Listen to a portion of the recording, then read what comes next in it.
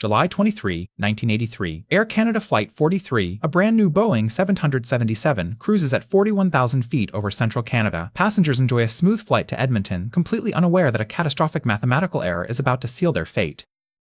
In the cockpit, Captain Robert Pearson and First Officer Maurice Quintal monitor their instruments. Suddenly, an alarm shatters the silence. It is the fuel pressure warning for the left fuel pump. They assume it is just a faulty sensor. Moments later, a second fuel pressure alarm chimes. The pilots cross-reference their manuals, trying to diagnose the issue. Winnipeg Center radios Air Canada 43, you have traffic at your 12 o'clock. The crew remains completely focused on the failing pumps.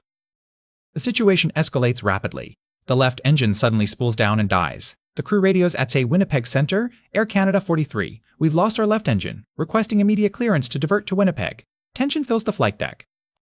ATC responds swiftly. Air Canada 43, roger, you are cleared direct to Winnipeg, descend to flight level 250. Pearson initiates a single-engine descent, rapidly running through emergency checklists, but the absolute worst is yet to come for Flight 43.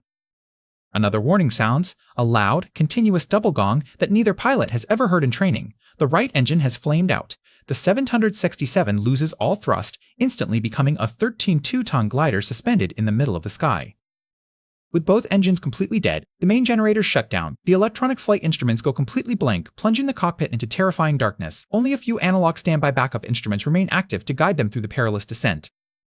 The ram air turbine, or RAT, automatically drops from the belly of the plane. The small propeller spins in the slipstream, providing just enough hydraulic pressure to move the control surfaces. But steering requires intense, exhausting physical strength. Captain Pearson keys his mic, his voice tight but professional. Mayday, mayday, mayday, Air Canada 43, we've lost both engines, we are totally unpowered. Winnipeg Center goes completely silent for a fraction of a second, processing the absolute horror.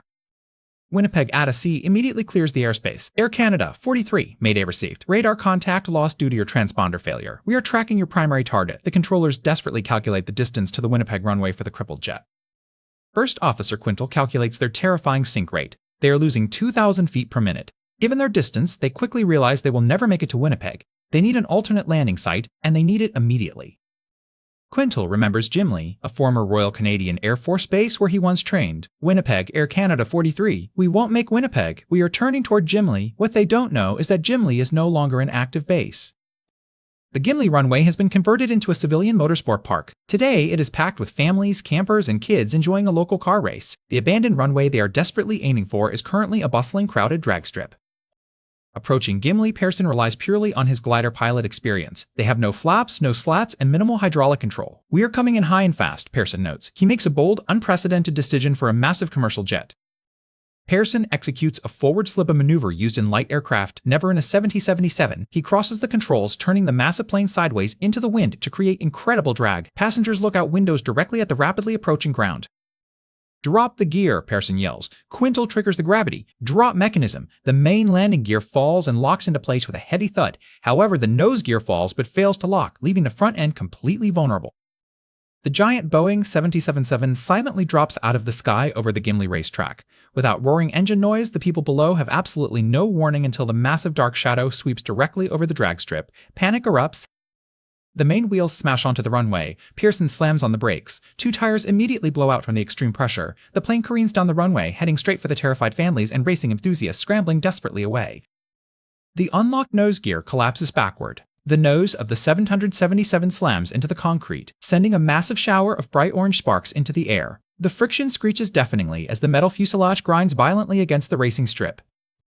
The crippled plane skids out of control, crushing a metal guardrail down the center of the drag strip. The incredible friction from the collapsing nose creates a massive braking force, dramatically slowing the massive aircraft before it hits the crowds. Just 100 feet from terrified bystanders, the Boeing 777 finally grinds to a complete, shuddering halt. Dust and smoke billow from the collapsed nose and burning tires. Inside, the dark cabin is instantly filled with the smell of burning rubber.